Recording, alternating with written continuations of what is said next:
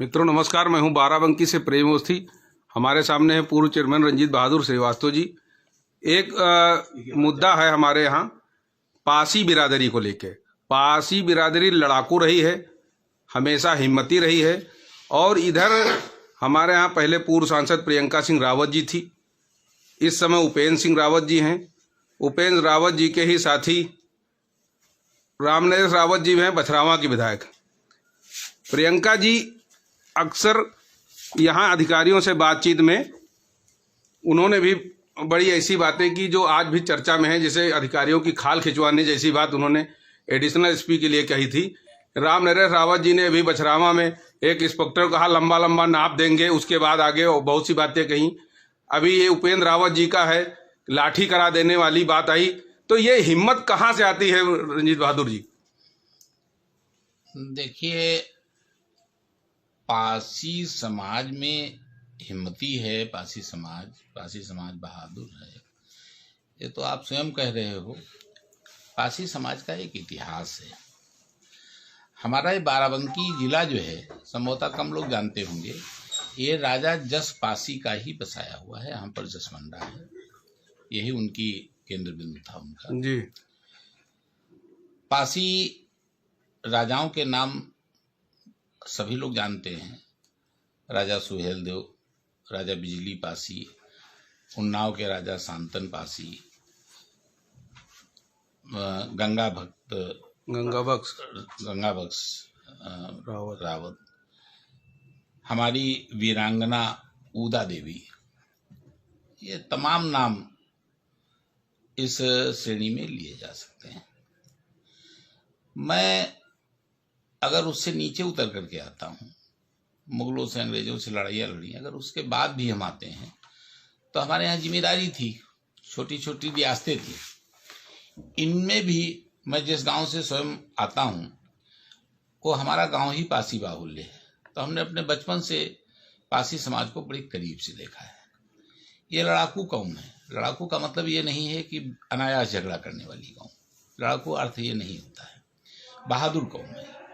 बड़े बड़े जिम्मेदारों के यहाँ उनके अंगरक्षक से लेकर के उनकी सेना के सिपाही तक, रखवाले पहरेदार तक, ये सब ज्यादातर पासी समाज के ही हुआ करते थे।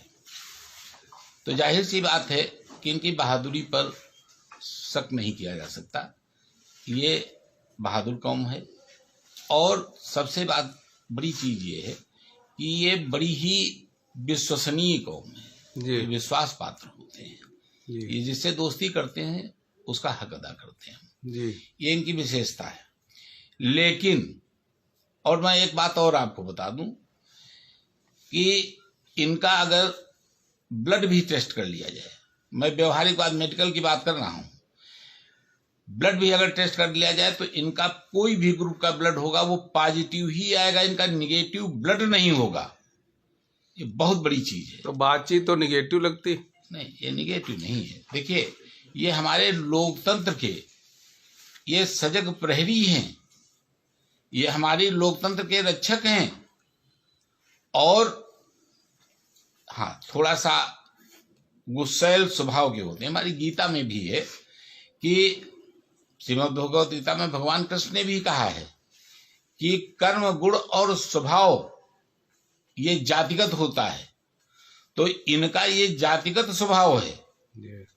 ये इस पर टिप्पणी नहीं करनी चाहिए, किसी भी व्यक्ति को नहीं करनी चाहिए। ये अत्याचार और अन्याय नहीं बर्दाश्त कर सकते हैं।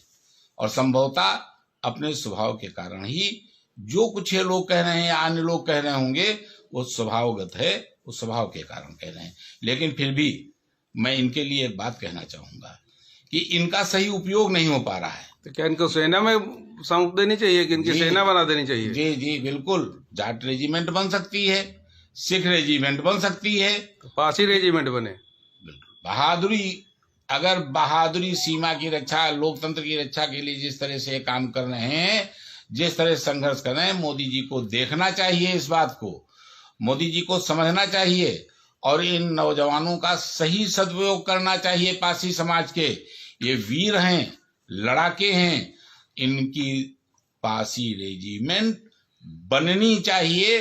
सीमा की सुरक्षा इनसे ज्यादा बहादुरी के तो साथ उपेंद्र कोई सिंह नहीं रावत कर सकता। सांसद हैं तो रक्षा मंत्री नहीं होना चाहिए। हो जाए सुधर जाएगा, देश सुधर जाएगा और अच्छे दायित्व मिलने चाहिए इन लोगों को।